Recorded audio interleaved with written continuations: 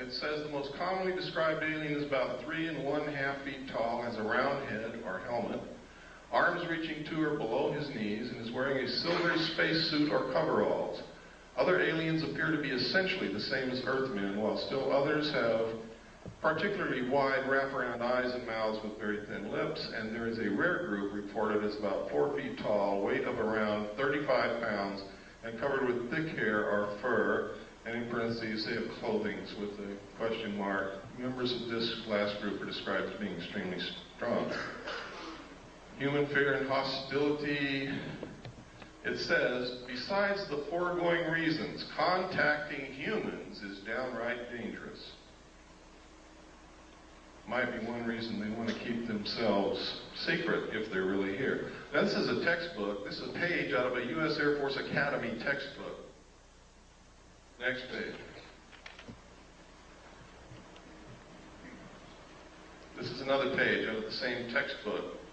It says, this leaves us with the unpleasant possibility of alien visitors to our planet, or at least of alien-controlled UFOs.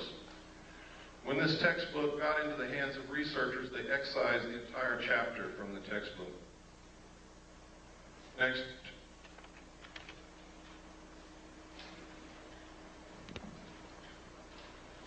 See if the name is on here. No. Okay, next. This is Janet 146D. You want to know why people don't report these things? Want to know why more airline pilots don't speak up? Why more captains of ships don't speak up? It's because of Janet 146, Joint United States-Canadian Communications Instructions for Reporting, and notice it says vital intelligence sightings. Now, in this regulation, it says, if you make this report, you can be thrown in jail for talking about any of the information in the report. You can be fined. You can lose your license. But if you don't make the report, it's okay to talk about it. Next. And this just goes through telling you what's in here. Next. Next.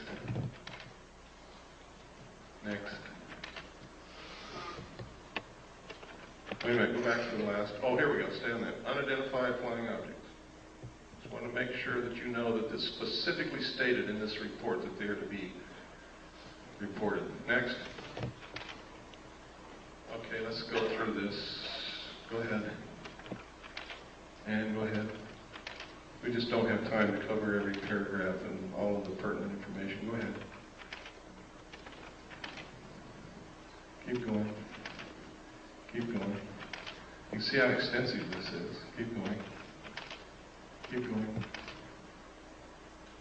This is some footage that I put in here because someplace I get to where I'm going, and they have assured me they will have a video projector, and they don't.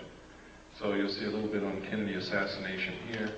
I use these photographs because this man was extremely human and photogenic and charismatic.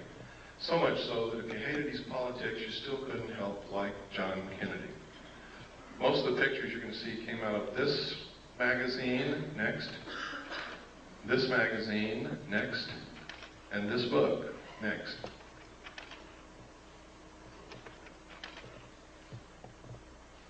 Go ahead. Can you imagine pictures like this of Richard Nixon?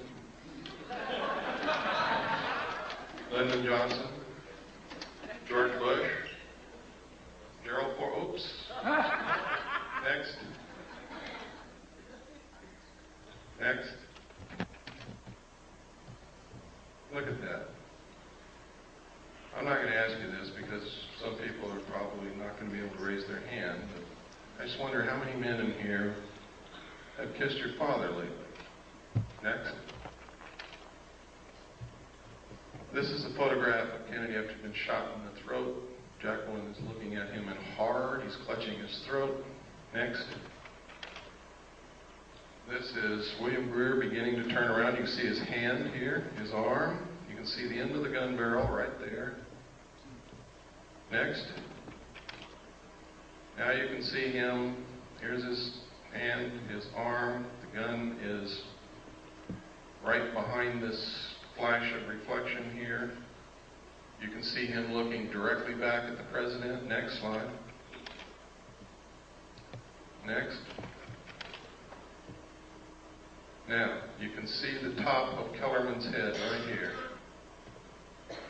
People argue that that's a reflection off the top of Kellerman's head. It is not.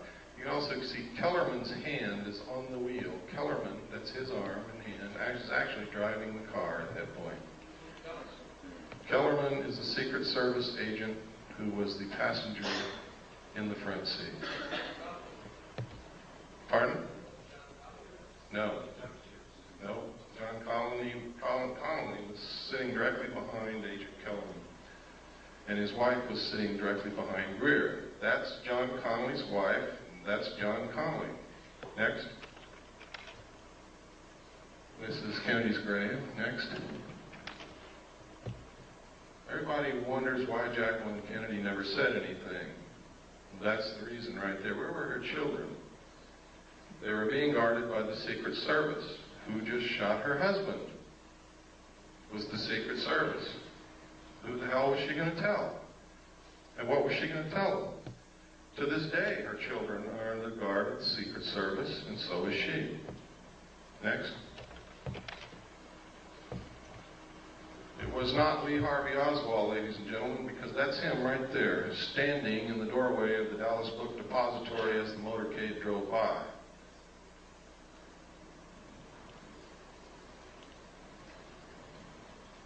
The Central Intelligence Agency has agents in the civilian community writing books and making statements to keep you confused.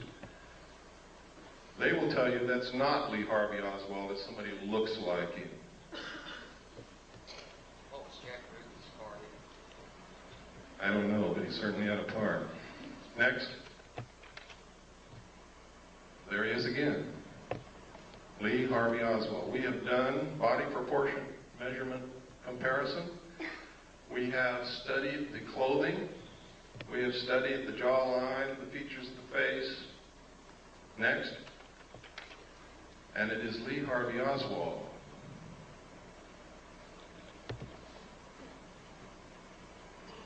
Next.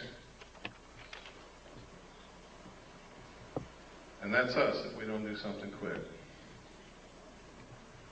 Next. Now, everybody wants to know, why do we have to have a one-world government? Why is it that they won't let us have these things that we know will cure disease? Why are they so hard on homeopathic medicine? Why this, why that, why this, why that? It's simple, folks. Once you really get into it, there is no doubt about it, there is a serious population problem. At the end of World War II, or actually during the war, they did a study to try to determine the effect of the returning soldiers from the war upon the economy. What these people who made the study projected was that there was going to be a whole bunch of babies born.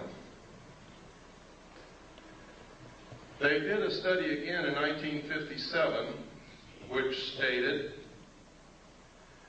that the exponential increase of the population would ensure that the population would double between 1957 and 1990, and it did.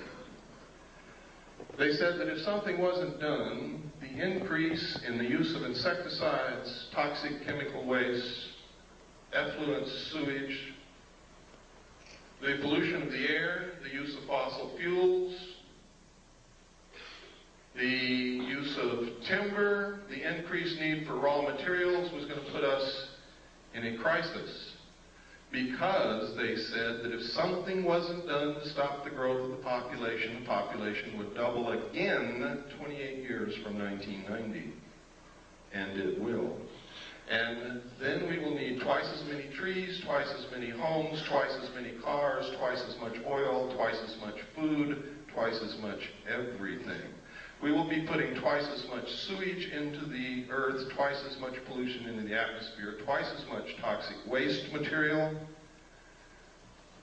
And the study said if we don't stop this, if something isn't done,